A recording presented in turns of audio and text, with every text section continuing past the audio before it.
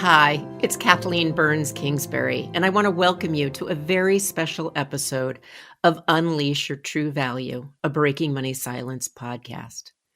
After 10 incredible years of breaking taboos, sparking conversations, and helping people talk more openly and honestly about money, I've decided to officially end the podcast journey in December. Don't worry, I still have my book and other resources, so we can still be breaking money silence together. But when I started to publish this podcast back in January 20th of 2016, that's the date of our first episode, I couldn't have imagined the impact that it would have. It started out as a research project for my book by the same title, Breaking Money Silence, and then it turned and evolved into something that I couldn't have imagined. Over the past decade, I've had the privilege of publishing well over 250 episodes, each one featuring a guest who shared their wisdom, their vulnerability, their insights, their personal and professional stories. And we talked together openly and honestly about how they or their clients or you, the listener, could change your relationship with money and finance. To every financial professional, thought leader, author, everyday person who has come to the show, thank you so much. I really appreciate your time and your expertise. You help me prove that if we dare to talk about money openly and honestly, then we can build confidence, connection, and change people's lives. While there's still a long way to go when it comes to breaking money silence and the taboo against talking about money in our society, this podcast, along with my books and other resources, prove that if you give people a roadmap for how to engage in conversations about finance, their feelings about money, and about wealth, that you can change the world one listener, one reader at a time.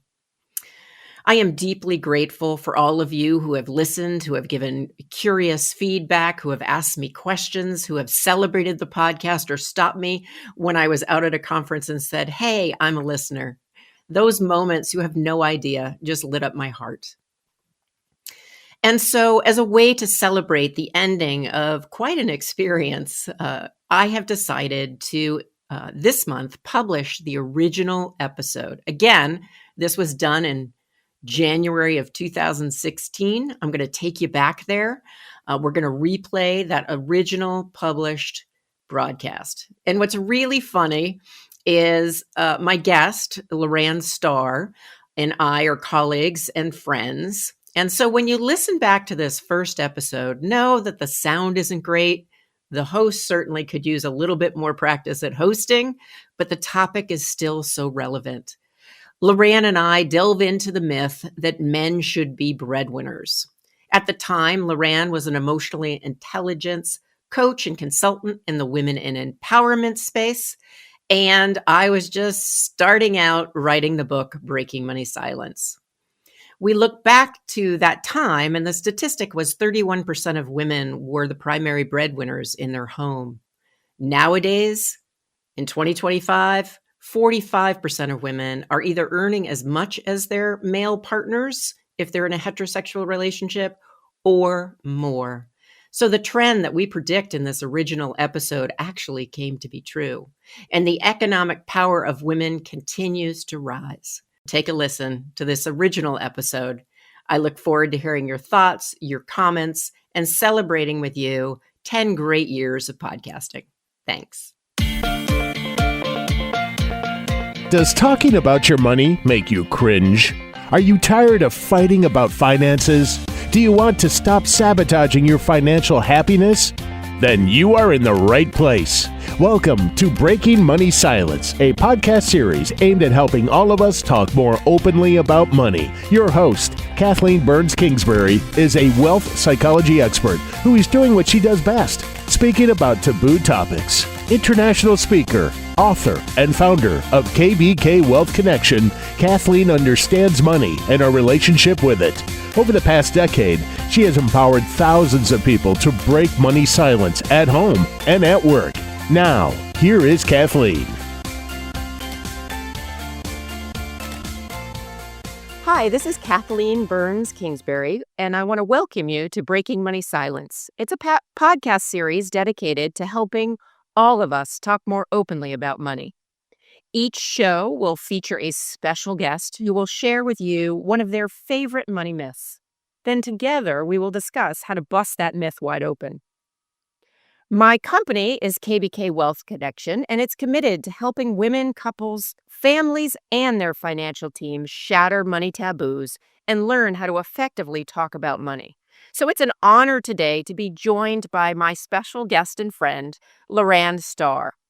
Just to tell you a little bit about Lauran, she's not only a friend, she's a colleague, and much more. She's a sought after thought leader and speaker in emotional intelligence and women's empowerment, and the author of several books, including her most recent one, Your Power Pivot Shifting the Paradigm on Work Life Empowerment. Lauran is the CEO of LS Consulting, where she coaches and consults firms on diversity, inclusion, and generational leadership. She has over 15 years of leadership experience with several Fortune 100 companies. She's actually served in the military, I believe, during the Gulf War, and has held several leading roles on and off Broadway. Yes, Lauran Star brings a lot to the table today. In addition, she holds a master's degree in organizational psychology and a bachelor's degree in psychology. When Lauran is not speaking, writing, or consultant, you could find her on the youth girls soccer field and lacrosse fields, coaching and inspiring the next generation of leaders. It's such a pleasure to welcome Lauran Star to the show. Welcome. Hey, thanks for having me, Kathleen. I'm thrilled to be here. Thrilled to be here. Well, I'm excited because we certainly talk about a lot of things a lot of times, but we haven't been this focused in the past on money myths. And I know the myth that you provided today that you want to talk about is men are supposed to be breadwinners. I love this one because I'm doing a lot of work now on female breadwinners and how advisors can serve them. So I'm really curious to find out a little bit more about your perspective. So, what motivated you to pick this myth, men are supposed to be breadwinners? You know what? I have to say that this myth has plagued my husband's life since we started dating.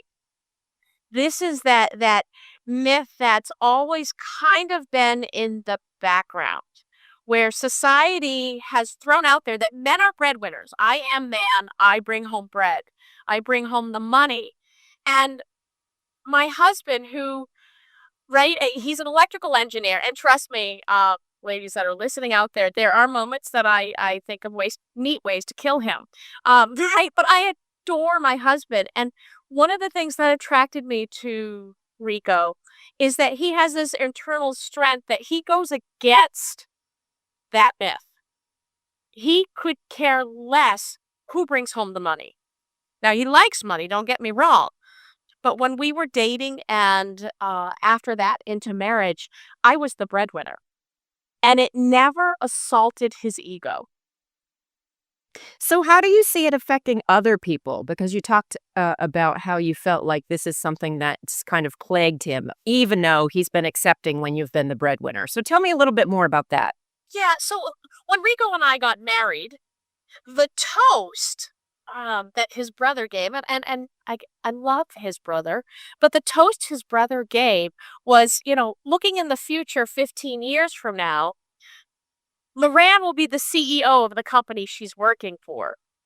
She'll be the millionaire, and Rico will be the stay-at-home dad. And while I understand the intent of that toast, more to it, it wasn't a very nice toast. Like, I sit back now and I go, like that was kind of a slap. So, from a societal perspective, how do you see that as a slap? Because as a man, you're supposed to be the provider. That's your role. Or at least that's what you've been led to believe. And I think that was the role, yes, in the 1920s and 30s, because women weren't working. But that's not the role today. But yet, right, think about it. Think about it. If you come upon a man at a playground, right, you're a woman, you come upon a man at a playground, and he's a stay-at-home dad, where's your respect level for him? Does it go through the roof? Or do you go, It's interesting because I'm also in a relationship where my husband is also an engineer. which is kind of comical, but he also is somebody who doesn't really care who brings home the bacon, so to speak, whether it's me or him. And there's been different periods in our lives where it's been differently. It's been different. I'm wondering, Lauran, for you, in terms of how has this impacted your personal and professional life, other than obviously this toast at the wedding and maybe the undertones of what your brother-in-law meant? But it continues on. So recently, I was out with a bunch of friends. Actually, this was just this weekend, and we were talking about this. And one of the people at the table looked at my husband and he goes, "Doesn't that make you more competitive?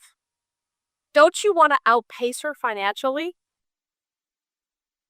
And he was dead serious. And like Rico looked at me and was like, that's too much work.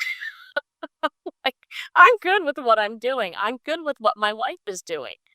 Why is it? And the other gentlemen at the table all agreed. Like, this was just a candid, open conversation with professional men and women. And, my girlfriend, she's an attorney, and her husband took a sales position so that he could outpace her financially. So he may or may not be happy, but she's like, it's just ridiculous. So it sounds like it doesn't affect you and Rico individually as much as when you're out and about in a society that believes that men are supposed to be breadwinners, that this type of conversation or joking or, um, Yeah. the undertone it may be joking, but the undertone is, hey, Rico, step up. Step up. And in our private lives, right? Rico would love if I made more money.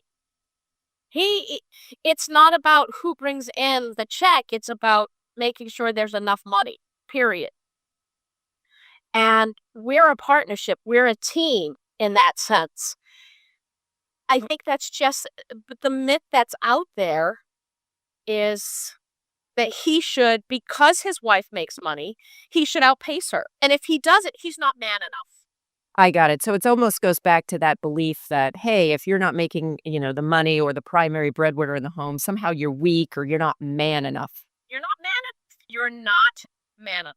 Now, to broaden this out a little bit, have you ever seen this affecting the women that you work with and their partners? And if so, is there a way in which this myth gets in the way for them?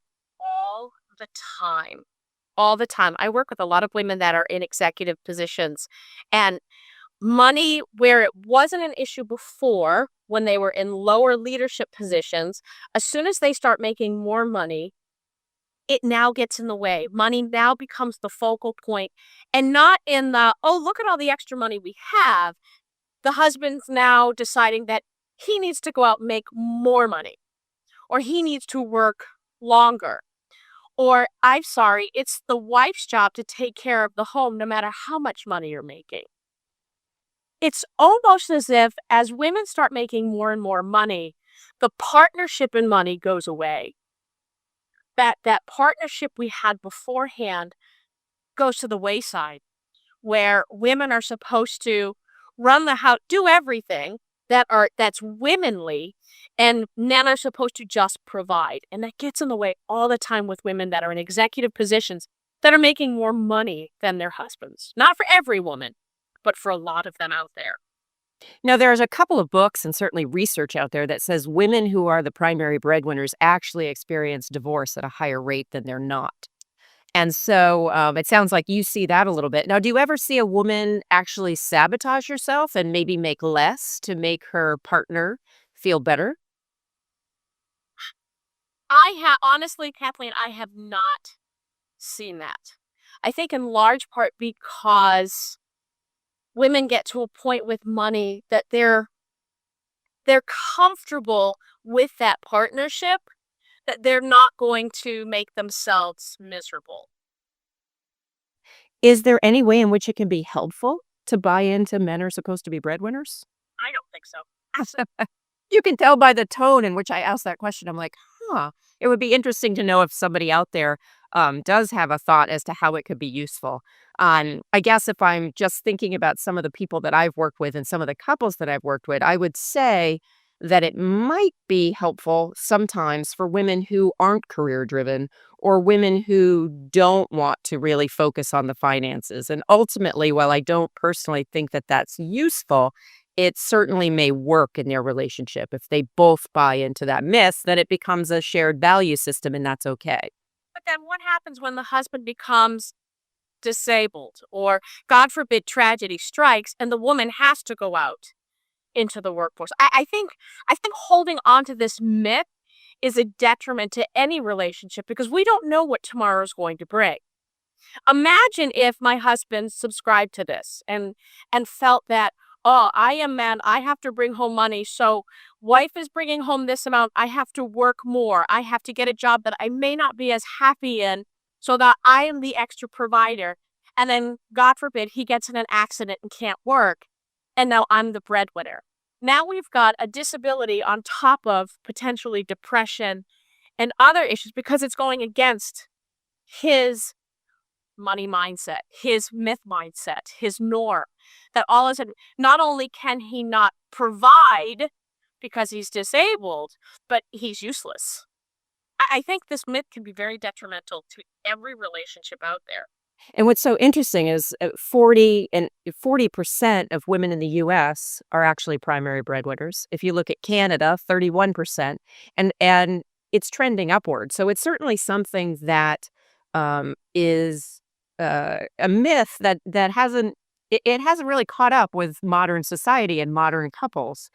So I'm wondering if you have somebody who's listening today and thinking, oh, well, what's wrong with the idea, the script that men are supposed to be breadwinners? What advice would you give them if they're currently buying into this myth? How would you like to coach them or give them a couple of tips in terms of what they can do about this money myth in their life? I think they need to stop seeing money as an us versus them, as a point of dissection or diversity in their relationship. They need to see money as a total value of an equity of both partners, that it doesn't matter who brings in what, as long as the bills are getting paid and you're happy. But I think, Kathleen, it also brings to like, right, you need to talk about money. There, right? I think a lot of couples don't talk about money. Right, I would love to say, oh, my husband and I always talked about money, but you know me better than that. That would be lying. Because for the longest time, my husband and I, we didn't talk about money. See, as long as we didn't talk about it, it wasn't an issue. Well, what's interesting to me, though, is what you're talking about is this team approach, right? So, this team approach to managing money. And I happen to know that you are a generational expert as well. And so, I'm wondering if you have any information about that changing with the younger generation. So, the millennial couples versus, certainly the traditional couples that were raised at a time where definitely men were supposed to make the money. They were supposed to be breadwinners, and those traditional gender roles really held true. But do you, in your work or your experience, see that shifting at all, or is it staying the same? No, it is shifting, but it's shifting slowly. Yes. It's shifting slowly as the salary gap is shrinking for men and women because women are asking for more money, and that's the only way that gap is ever going to shrink is if we ask for more money, ladies. But yet, generationally, when we look at the millennials out there, it's expected that a woman's going to work. It's not expected that they'll be a stay-at-home mom. We don't have, I remember, I'm a Gen Xer. I remember girlfriends going to college to find husbands. They weren't there for degrees. They were there to find husbands. That's not the case today. When we look at the millennial generation, women are hot, they hold higher degrees than men at this point. They outnumber men at the mastery level. And they're there because they want to be there, not because they're expected to find the perfect husband, the doctor, the dentist. In fact, we're seeing more women in those roles. It's interesting. I wonder if that's my kids, I wonder if my son will go to college to find a wife. Will we see, Wouldn't that be crazy? right? But will we see that role reversal? And what's interesting is I agree with absolutely everything you're saying about women and millennials and, expecting to have a career and wanting to have a career. And there's a great book out there called When She Earns More that talks about how a lot of these very powerful women are connecting with men who are not as career driven and how that may actually work because then they feel less threatened by a powerful breadwinning women. The other piece, though, that I think is disheartening, and I think it speaks to the part about how slow societal myths about money and earnings really change, is the fact that I was just on a radio show yesterday, Morning Star Radio, with a great advisor, Ellen Rogan, and we were talking a little bit about couples. And what she highlighted is that she actually did some focus groups and getting ready for her book. And what she learned is that while these millennial women may be more career focused, they still held a lot of the money myths or a lot of the beliefs that she thought had died with the Gen Xers. Things like a spouse comes with a house, or, I don't have to worry about that. I just let my husband pick my 401k. So maybe, yeah, well, maybe outside of the breadwinning role, like I can earn the money, but I don't want to make the decisions around finance. So it's complicated, I think, and it's changing so slowly. But the myth that you raise that men are supposed to be breadwinners is so firmly woven in the fabric of our country. But I love the image of your son going to college. Well, I would want him to do what he wanted to do and be happy because I know him. But I love the idea that it would completely turn itself on the head, and all of a sudden men are going off to college saying, "Well, I have to find a really good woman." In some ways, that would be nice. However, ultimately, I think the goal when we're talking about breaking money silence and really coming to peace in our relationship with money for ourselves and our partners is to really look at what you're talking about, which is that team approach of how do we attack living in the world together, providing for our families and enjoying our lives as a financial team as opposed to financial opponents. Yeah, and I think when we're looking at colleges, we're now seeing men going into fields that they want to go into, right? We're seeing a lot more male nurses. We're seeing male PAs. We're seeing male teachers. And they're going into these fields because they're passionate about it, because it's not money focused. My husband would have made, and my husband would have made a phenomenal history teacher. That's so interesting. So would have mine. There's something about engineering and history, huh? And I hope at some point in the back of my mind, I hope at some point in the next 5 or 10 years, I can say to him, you know what? Retire, go back to school, become a teacher. Like, live your dream. But because of that societal, men have to bring home money, he became an engineer. And he's really good at it. He's really smart at it, but it's not his passion point. But you see, men weren't encouraged to go to college for their passions. They were encouraged to go to college to make money. Now, I look at Raph, there's not a doubt in my mind he's going to be a social studies teacher. He loves social studies. I just look at him and I'm like, he's a little Rico. He is just like my husband, and he has this passion there. And I'm like, I don't care how much money you make. So it sounds like the advantage of busting this myth wide open of men are supposed to be breadwinners is that each partner, no matter what their gender is, gets to follow their passion, earn the money that goes with whatever their passion is, and together they get to work as a team. That's exactly it. But you have to be willing to take that risk outside of the myth. Well, and I guess in closing, one of the things that I would recommend listeners do is if you find yourself in this situation, no matter whether you're the man or the woman, or maybe in a partnership where it's the same gender, but this type of dynamic plays out, for you to really sit down and have a conversation about what are, each other's beliefs about breadwinning and who should bring home the money, and not to judge each other's position, but to just open the door to communication, to at least understand where your partner is coming from. You need to do that in an empathetic, non-judgmental way, which isn't always easy when it's your partner. But it really can start the dialogue to understand what are the money scripts behind this belief that somebody should be earning more money than the other person. And then how do we together start to understand what's going to work for our team, our couple? And so that would be kind of the advice I would give. And it's been so fun to just briefly talk about this myth and how it's impacted you and your clients, and then be able to kind of say, okay, here's the challenge to the audience.